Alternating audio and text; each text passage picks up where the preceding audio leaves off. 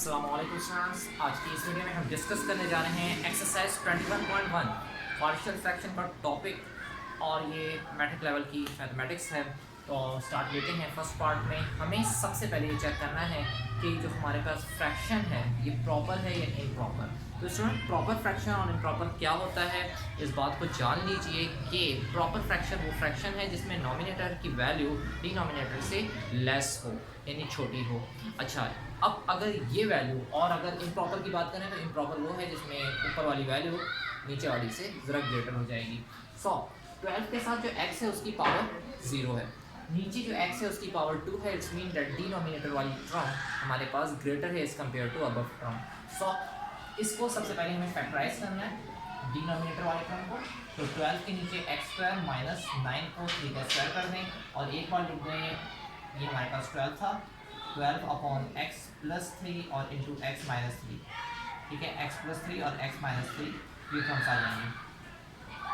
अच्छा जी, तो अब ये करना है कि हमें पार्शियली इसे डिवाइड करेंगे। पार्शियली डिवाइड करने का सिंपल सा तरीका कि 12 upon x plus 3 into x minus 3 इन दोनों टर्म्स को इस अंदाज से लेंगे कि a1 x प्लस के नीचे x प्लस 3, जबकि दूसरा एक वेरिएबल सजेस्ट कर दिया और वो है a2, उसके नीचे x माइनस 3 ले दिया। इसे हमने इक्वेशन 1 इंडिकेट कर देना।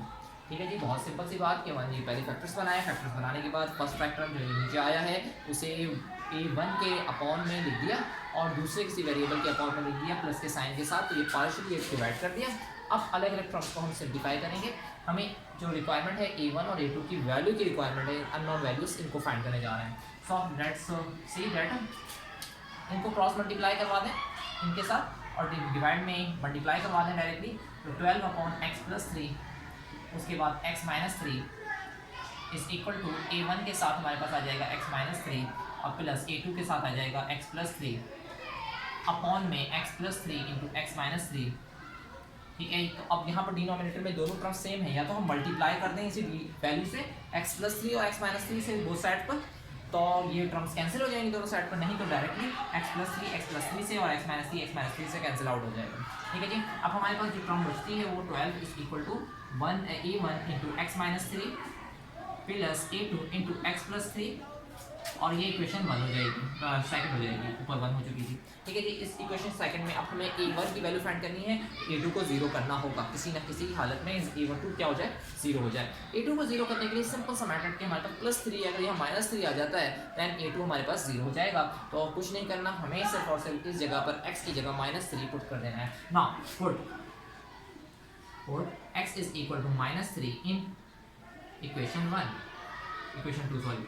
ठीक है जी, इक्वेशन 2 में x is equal to minus 2 इसको हम जो है पुट कर देंगे। नाउ देखिए कि क्या होता है कि 12 इज इक्वल टू a1 के बाद माइनस 3 पुट कर देना है x की जगह, तो minus 3 into minus 3 plus a2 के बाद माइनस 3 प्लस 3, ये टर्म 0 हो गई, प्लस 0 इंडिकेट कर दें इन 2 इंटू 0 और ये माइनस का 6 1 हो जाएगा इज इक्वल टू 12 है। तो नेक्स्ट टाइम में हम ये लिख देंगे 6 उधर जाकर 12 से डिवाइड होगा। a1 is equal to 12 upon minus 6, then finally a1 is equal to minus का 6 to 12, a1 is equal to minus का 2 आ गया। ठीक है जी, नेक्स्ट टाइम में हम देखें। Now we have to put, अब यहाँ पर हमें x2 की वैल्यू रिक्वायर्ड है, देन x1 को 0 करना है। x1 को 0 करने के लिए पॉजिटिव 3 सब्स्टिट्यूट करते हैं, देन ये टर्म 0 हो जाएगी। उस टर्म को 0 करने से ही a2 निकल सकता है। That's why we have to put x is equal to plus 3 in equation 2। Equation 2 में x is equal to plus 3 को सब्स्टिट्यूट करने जा रहे हैं। तो सिंपल सी से प्रोसेस में 12 इज इक्वल टू a1 के बाद 3 माइनस 3 प्लस a2 के बाद 3 प्लस 3 और फाइनली ये 12 हो जाएगा। ये टर्म 0 हो गई, प्लस 3 प्लस 3 6 a2।